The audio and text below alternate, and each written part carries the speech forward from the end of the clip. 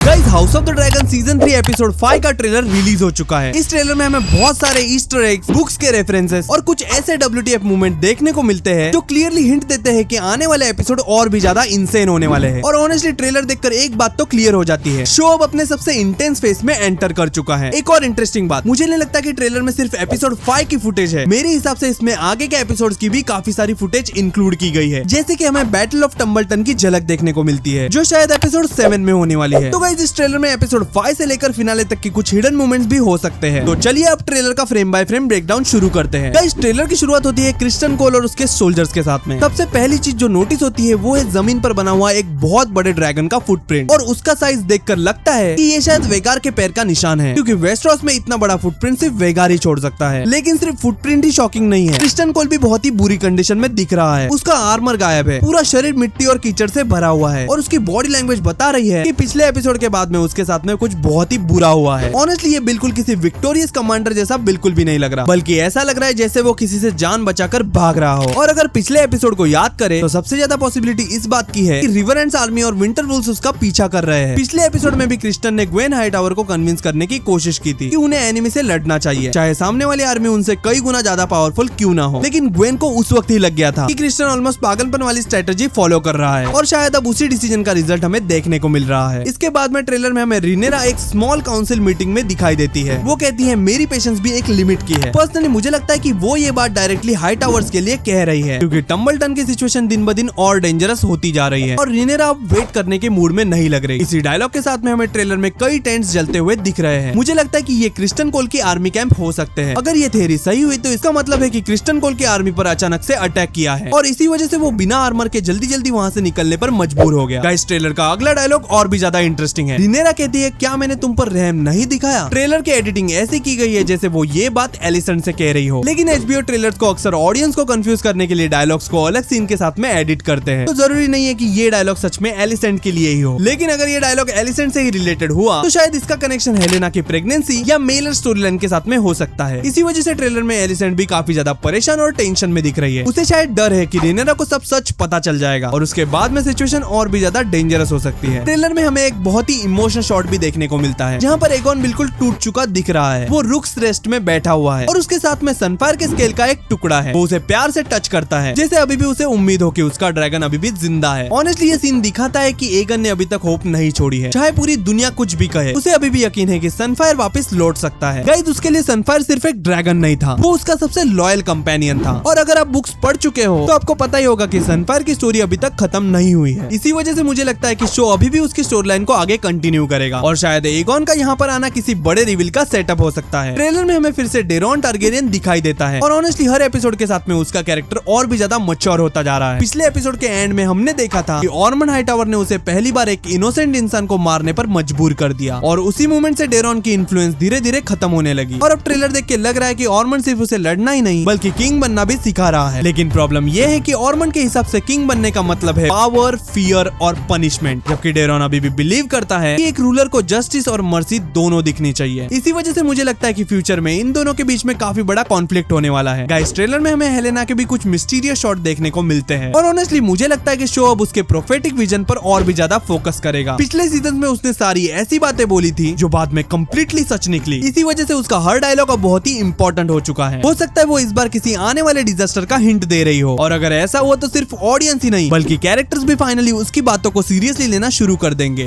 इसके बाद में ट्रेलर में रिनेरा एक डिसीजन लेती है, और ऑनेस्टली अब उसके पास में ऑप्शन बहुत कम बचे हैं। टम्बलटन ग्रीन्स के कंट्रोल में है, और किंग्स लैंडिंग की ट्रेजरी लगभग खाली हो चुकी है, और हर पासिंग डे के साथ में एनिमी और भी ज्यादा स्ट्रॉन्ग होता जा रहा है। इसी वजह से मुझे लगता है कि रिनेरा अब डिफेंसिव गेम छोड़कर अटैक करने के बारे में सोचना शुरू कर देगी, क्योंकि अगर वो और डिले करती है तो सिचुएशन उसके कंट्रोल से कंप्लीटली बाहर निकल सकती है। गाइस, ट्रेलर का ओवरऑल टोन देखकर एक बात बिल्कुल क्लियर लगती है, अब ये वॉर सिर्फ ड्रैगन्स की नहीं रही, ये वॉर लीडरशिप, पॉलिटिक्स, ट्रस्ट और सैक्रिफाइस की भी बन चुकी है। हर कैरेक्टर को अब ऐसे डिसीजन लेने पड़ेंगे जहाँ कोई भी ऑप्शन परफेक्ट नहीं होगा। और ऑनेस्टली मुझे लगता है कि एपिसोड 5 से हाउस ऑफ द ड्रैगन का स्केल और भी बड़ा होने वाला है, क्योंकि अब हर फैक्शन अपनी फाइनल पोजीशनिंग शुरू कर चुका है, और अब असली डांस ऑफ द ड्रैगन शुरू होने वाला है। गाइस, अब ट्रेलर में हमें बहुत ही इमोशनल सीन देखने को मिलता है, जहाँ पर डेमन रिनेरा से बात करता हुआ नजर आता है, और ऑनेस्टली रिनेरा की कंडीशन देखकर लग रहा है जैसे वो काफी देर से रो रही हो। उसकी आंखें लाल है, और वो इमोशनली बिल्कुल टूट चुकी है। पर्सनली मुझे लगता है कि इसका कनेक्शन रियाना और शिप स्टीलर वाली स्टोरी लाइन से से हो सकता है। ट्रेलर में हमें रियाना की एक और झलक देखने को मिलती है और वो अभी भी आयरी में शिप स्टीलर के साथ में नजर आ रही है। याद करो रियाना ने डेमन से कहा था कि रिनेरा से झूठ बोल देना ताकि वो मुझे ढूंढने ना आए, लेकिन ऑनेस्टली मुझे नहीं लगता कि ये सीक्रेट ज्यादा देर तक छुप कर रहेगा। हो सकता है मिसेरिया को सच का पता चल जाए और फिर वो रिनेरा को सब कुछ सच बता दे। मुझे लगता है शो बुक्स के कैरेक्टर नेटल्स की स्टोरीलाइन को रियाना के थ्रू अडेप्ट कर रहा है। हो सकता है फ्यूचर में रियाना एक नई आइडेंटिटी लेकर नेटल्स के नाम से जानी जाए। गाइस ट्रेलर में हमें टम्बलटन के बहुत सारे नए बैटल शॉट्स भी देखने को मिलते हैं और ऑनेस्टली ये सब देख के लग रहा है कि वॉर अब ऑफिशियली शुरू होने वाली है। हम देखते हैं कि ऑर्मन हाईटावर अपनी पूरी आर्मी को लेकर तैयार है और उसके साथ में जॉन रॉकस्टोन भी नजर आता है। और अगर आप लोग ध्यान से देखो तो उसके पीछे उसकी famous Valerian steel sword window maker भी नजर आती है। गाइस ये डिटेल बुक्स के फैंस के लिए काफी ज्यादा एक्साइटिंग है क्योंकि जॉन रॉकस्टोन फ्यूचर में बहुत ही इंपॉर्टेंट रोल प्ले करने वाला है। गाइस बैटल शुरू होने से पहले डेमन घोड़े पर राइड करता हुआ दिखाई देता है और एक इंटरेस्टिंग चीज नोटिस होती है, उसने वही पुराना आर्मर पहना हुआ है जिसे हम सीजन 1 से देखते आ रहे हैं, लेकिन इस बार उसका हेलमेट बिल्कुल अलग है। पहले वाले हेलमेट पर ड्रैगन्स के बड़े विंग्स हुआ करते थे, लेकिन अब उसने एक सिंपल प्रैक्टिकल बैटल हेलमेट पहना हुआ है। पर्सनली मुझे लगता है कि ये सिर्फ रियलिज्म दिखाने के लिए किया गया है। रॉयल फैमिली के पास में ऑब्वियसली डिफरेंट ओकेजन के लिए अलग अलग आर्मर्स और हेलमेट्स होंगे, पर गाइस एक्चुअल बैटलफील्ड में स्टाइल से ज्यादा सर्वाइवल इंपॉर्टेंट होता है। गाइस ट्रेलर में हमें एमन के भी कुछ इंटरेस्टिंग शॉट्स देखने को मिलते हैं। एक सीन में वो एलिस रिवर्स के सामने घुटनों पर बैठा दिखाई देता है और ऑनेस्टली इस सीन की फ्रेमिंग बहुत ही सिंबॉलिक लगती है। पिछले एपिसोड के बिहाइंड द सीन्स इंटरव्यू में एक्ट्रेस ने बताया था कि एलिस का असली गोल सिर्फ एमन की हेल्प करना नहीं है, वो हेरन हॉल चाहती है और इसीलिए वो धीरे धीरे एमन को मैनिपुलेट कर रही है। पर्सनली मुझे लगता है कि अगले कुछ एपिसोड में एलिस उसके डिसीजन को और भी ज्यादा कंट्रोल करेगी। ट्रेलर की एक और सीन में रिनेरा अपने ड्रैगन सीरेक्स के साथ में लैंड करती हुई नजर आती है और उसके पास में सिल्वर विंग भी दिख रहा है। यहाँ पर ड्रैगन सीड्स भी मौजूद है जो टम्बलटन पर नजर रखे हुए हैं। लेकिन गाइस सबसे इंपॉर्टेंट चीज है रिनेरा का एक्सप्रेशन, वो बहुत गुस्से में लग रही है। पर्सनली मुझे लगता है कि इसी मोमेंट पर वो फाइनली ग्रीन्स के खिलाफ फुल स्केल वॉर का डिसीजन लेगी क्योंकि अब उसका सब्र पूरी तरह से खत्म हो चुका है। गाइस ट्रेलर के अगले सीन में हमें रिनेरा बार बार आयरन थ्रोन के पास में नजर आती है और इसी बीच में एलिसेंट की आवाज सुनाई देती है। वो कहती है रिनेरा अब आयरन थ्रोन पर बैठती है और अब वही रूल करती है। ऑनेस्टली ये डायलॉग सिर्फ फैक्ट नहीं है, ये ग्रीन्स के लिए एक रियलिटी चेक भी है, चाहे उन्हें पसंद हो या ना हो। फिलहाल किंग्स लैंडिंग पर रिनेरा का ही कंट्रोल है और उन्हें ये सच एक्सेप्ट करना ही पड़ेगा। इसके बाद में ट्रेलर में हमें डेमन का एक बहुत ही इंपॉर्टेंट डायलॉग सुनने को मिलता है। वो कहता है हमें तभी उन सब लोगों को जला देना चाहिए था जब हमारे पास में मौका था। पर्सनली मुझे लगता है कि डेमन अब रिग्रेट कर रहा है। उसके हिसाब से जब ग्रीन्स वीक थे तभी उन्हें कम्प्लीटली खत्म कर देना चाहिए था, लेकिन रिनेरा ने मर्सी दिखाई और अब वही मर्सी उसके लिए सबसे बड़ी प्रॉब्लम बन चुकी है। ये डायलॉग एक बार फिर दिखाता है कि डेमन और रिनेरा की थिंकिंग कितनी अलग है। डेमन हर प्रॉब्लम का सोल्यूशन फायर और ब्लड में देखता है, जबकि रिनेरा अभी भी अननेसेसरी ब्लड शेड को अवॉइड करना चाहती है। गाइस ट्रेलर में हमें वर्मिथार और ह्यूज हैमर टम्बलटन के ऊपर फ्लाई करते हुए दिखाई देते हैं, लेकिन ह्यूज बिल्कुल भी खुश नहीं लग रहे और उसकी वजह भी ऑब्वियस है, उसकी वाइफ अभी भी टम्बलटन के अंदर है। मतलब अगर रिनेरा सिटी पर ड्रैगन फायर यूज करती है तो ह्यूज अपनी फैमिली को खतरे में डाल देगा और अगर ऑर्मन हाईटावर को पता चल गया कि कैट उसकी वाइफ है तो वो उसे हॉस्टेज बना सकता है और ऑनेस्टली ये ह्यूज हैमर के लिए एक बहुत ही डेंजरस सिचुएशन बन सकती है क्योंकि ऑर्मन उसे ब्लैकमेल करके ब्लैक्स के खिलाफ यूज कर सकता है। गाइस ट्रेलर में फिर हमें ऑर्मन हाईटावर दिखाई देता है जो अपनी आर्मी के साथ में बैटल की प्लानिंग कर रहा है और वो कहता है एक चालाक दिमाग सबसे खतरनाक बीस्ट को भी हरा सकता है और यहाँ बीस्ट का मतलब ड्रैगन्स और टारगेरियंस दोनों से है। ऑर्मन मानता है कि सिर्फ ड्रैगन होने से कोई वॉर नहीं जीत सकता, अगर स्ट्रेटेजी सही हो तो ड्रैगन्स को भी हराया जा सकता है और ऑनेस्टली ये लाइन उसके कॉन्फिडेंस को परफेक्टली शो करती है। ट्रेलर में एक और इमोशनल मोमेंट दिखाई देता है। रिनेरा अपने फादर विसेरियस के बेडरूम में सोने की कोशिश करती है लेकिन उसे नींद ही नहीं आती। पर्सनली मुझे लगता है कि आयरन थ्रोन का प्रेशर अब उस पर पूरी तरह से हावी हो चुका है। क्वीन बनना उसका सपना था लेकिन अब उसे समझ आ रहा है कि क्राउन सिर्फ पावर नहीं है, एक बहुत बड़ा बर्डन भी है। इस ट्रेलर के एंडिंग में हमें एक बहुत ही ब्यूटीफुल ओवरहेड शॉट देखने को मिलता है जहाँ रिनेरा आयरन थ्रोन से उठकर चलती हुई नजर आती है और अगर आप ध्यान से आयरन थ्रोन को देखो तो मेल्टेड स्वॉर्ड्स का पैटर्न एक रेवन जैसा लगता है। पर्सनली मुझे लगता है कि ये शायद फ्यूचर के 3-eyed रेवन के लिए एक सबटल विजुअल रेफरेंस हो सकता है या फिर हो सकता है कि ये सिर्फ एक कोइंसिडेंस हो, लेकिन हाउस ऑफ द ड्रैगन और गेम ऑफ थ्रोन्स में इस तरह के हिडन विजुअल कॉलबैक्स पहले भी कई बार देखने को मिले हैं। और गाइस अब फाइनली फैंस के लिए एक बहुत ही एक्साइटिंग अपडेट सामने आई है। शो रनर रायन कॉन्डेल ने रिसेंट इंटरव्यू में हिंट दिया है कि फ्यूचर में हमें बाकी वाइल्ड ड्रैगन्स भी देखने को मिल सकते हैं जैसे कैनिबल और ग्रे घोस्ट। मतलब अगर आप लोग अपसेट थे कि अभी तक ये लेजेंडरी ड्रैगन शो में नहीं दिखाए गए तो चांसेस काफी स्ट्रॉन्ग है कि सीजन 4 में फाइनली इसकी एंट्री हो सकती है और ऑनेस्टली अगर ऐसा होता है तो ये ड्रैगन फैंस के लिए किसी ड्रीम से कम नहीं होगा। ओवरऑल अगर पूरे ट्रेलर को देखा जाए तो एक बात बिल्कुल क्लियर हो जाती है, बैटल ऑफ टम्बलटन अब बहुत ही करीब आ चुकी है और ऑनेस्टली ये सिर्फ एक नॉर्मल बैटल नहीं होने वाली, ये पूरे डांस ऑफ द ड्रैगन की डायरेक्शन को चेंज कर सकती है। एक तरफ ग्रीन्स की मैसिव आर्मी है तो दूसरी तरफ ब्लैक्स के पास में ड्रैगन्स है और बीच में फंसे हुए हैं हजारों इनोसेंट लोग। इसी वजह से रिनेरा के लिए ये उसकी जिंदगी का सबसे मुश्किल डिसीजन होने वाला है। गाइस एक और कैरेक्टर जिसका सबको इंतजार है वो है प्रिंस एमंड। ट्रेलर में उसकी फुटेज बहुत ही कम दिखाई गई है और ऑनेस्टली जब भी हाउस ऑफ द ड्रैगन किसी इंपॉर्टेंट कैरेक्टर को कम दिखाता है उसका मतलब होता है कि शो कुछ बहुत ही बड़ा सरप्राइज छुपा रहा है। गाइस मुझे लगता है कि एमंड बहुत ही जल्दी बैटलफील्ड में वापस आ जाएगा और जिस दिन वो वेगार के साथ में लौटेगा उस दिन पूरी वॉर का बैलेंस बदल जाएगा। पर्सनली मुझे लगता है कि एपिसोड 5 एक सेटअप एपिसोड जरूर होगा लेकिन बोरिंग बिल्कुल भी नहीं। ये एपिसोड फ्यूचर की सबसे बड़ी बैटल्स की फाउंडेशन रखेगा। गाइस क्रिस्टन कोल की आर्मी की हालत और भी खराब होगी। रिनेरा और एग्रेसिव डिसीजन लेना शुरू कर देगी। डेमन वॉर के लिए प्रेशर बढ़ाएगा और टम्बलटन की सिचुएशन हर गुजरते दिन के साथ में और भी ज्यादा डेंजरस होती जाएगी। और ऑनेस्टली मुझे लगता है कि सीजन के लास्ट 2 या 3 एपिसोड में हमें हाउस ऑफ द ड्रैगन की अब तक की सबसे बड़ी ड्रैगन बैटल देखने को मिल सकती है। तो गाइस अब मैं आपसे जानना चाहता हूँ आपके हिसाब से बैटल ऑफ टम्बलटन में पहला बड़ा मूव कौन करेगा? क्या रिनेरा ड्रैगन यूज करेगी या फिर वो किसी और स्ट्रेटेजी के साथ में ग्रीन्स को सरप्राइज देगी? और सबसे बड़ा सवाल, क्या ह्यूज हैमर फ्यूचर में ब्लैक्स के साथ में रहेगा या फिर वो उसकी फैमिली की सेफ्टी के लिए रिनेरा को धोखा दे देगा? गाइस अपनी सारी थ्योरीज कमेंट्स में जरूर बताना। बाकी गाइस अगर वीडियो पसंद आया तो लाइक कर देना, इस हाइप के बटन को भी दबा देना और गाइस प्लीज चैनल को सब्सक्राइब करना मत भूलना। बाकी गाइस मैं मिलता हूँ आपसे अगली वीडियो में, तब तक के लिए stay tuned and be marvellous.